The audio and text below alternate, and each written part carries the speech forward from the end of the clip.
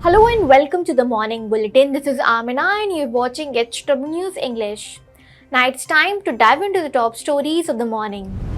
Military officials from China and Pakistan had a strategic meeting on May 16 to bolster the Pakistan Army's access to China's satellite system.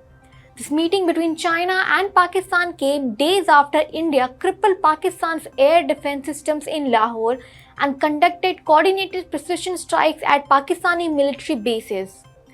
This meeting between Chinese and Pakistani militaries was aimed at enhancing the support for Pakistani army in terms of satellite coverage and informing them about Indian activities.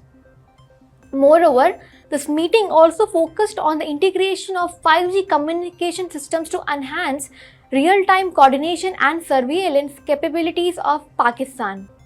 It is believed that during Operation Sindoor also, China reportedly provided comprehensive satellite coverage support to Pakistan.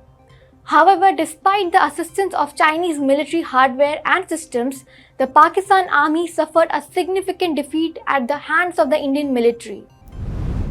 The Trump administration has halted Howard University's ability to enroll international students. The Homeland Security Secretary has informed Howard that its Student and Exchange Visitor Program certification was revoked immediately. In a post on X, the Homeland Security Secretary blamed Howard for holding Howard accountable for fostering violence and coordinating with the Chinese Communist Party on its campus. In response, Howard University has criticized the US Department of Homeland Security's decision to block its ability to enroll international students. Howard, in an official statement, has called the move unlawful.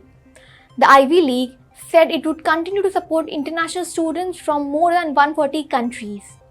Howard is likely to file second legal challenge in response to Trump's recent action. A private jet crashed into military housing in San Diego during foggy weather. The homes and cars were ignited. 2 people lost their lives while multiple others were injured. The private plane had the capacity to hold 8 to 10 passengers, but it's not yet known how many were there on board. The aircraft crashed into the US military's largest housing neighborhood. About 10 homes suffered damages. The officials haven't released details about plane but said it was flight from the Midwest. Well, that's all for the morning bulletin. Till then, keep watching HW News English.